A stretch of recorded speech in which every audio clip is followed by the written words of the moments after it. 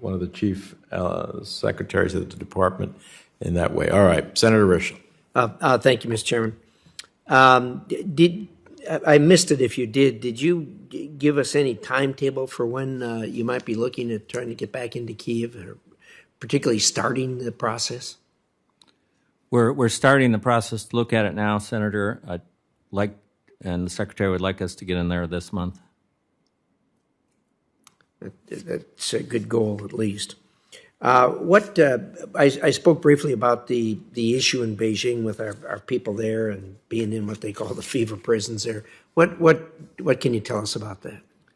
So, Mr. Chairman, I'm pretty sure we have not allowed any officers to go into the so-called fever hospitals. When officers come in from outside the United States, they have to quarantine, and there are quarantine hotels, I believe, but let me double-check that fact.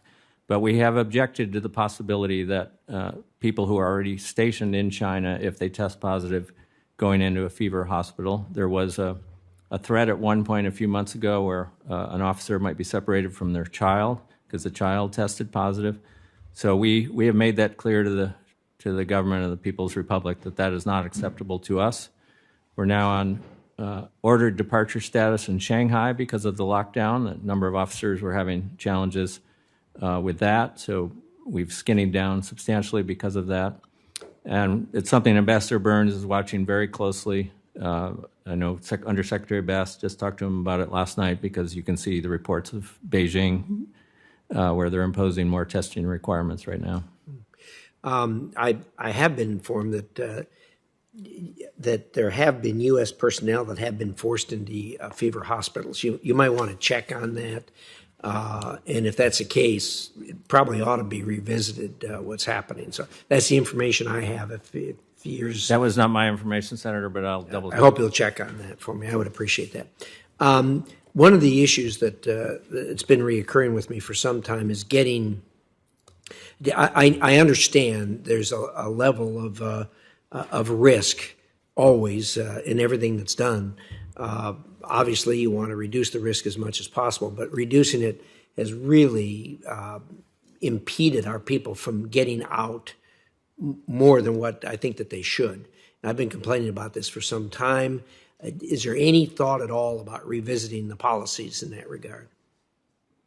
Yeah, thank you, Senator, and thank you for your work on the Accountability Review Board process.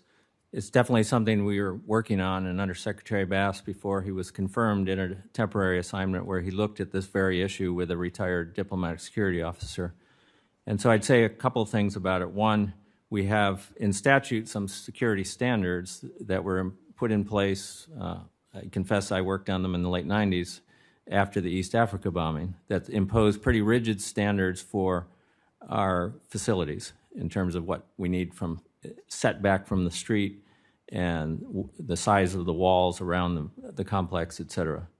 We think we can relook at some of that because of the advancements in technology where you could maybe don't need as much setback.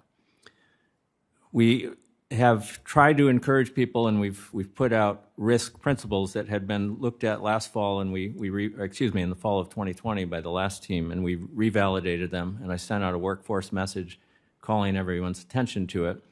And what we're trying to do is make people risk aware and not risk averse, because this is a risky business that we're in. It's not to say people should be gambling with people's lives, but they should take smart risks. That's a cultural change that we're going to have to keep working on, but we're with you. We completely agree with what you said previously.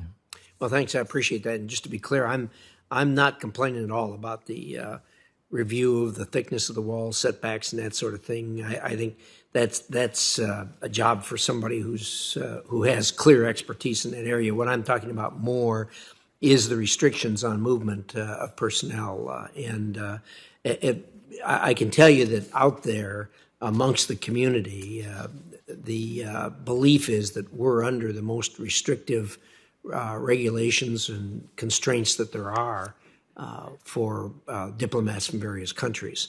And I know there's a lot of people that feel they could do better if they could have less restriction in that regard. Obviously, risk adversity is something that we're all concerned with, but on the other hand, there's also a job that's got to be done. So I appreciate your thoughts. Yeah, I completely agree, Senator Risch. Obviously, the Accountability Review Board process is one of the things hanging over people's heads as they calculate risk, and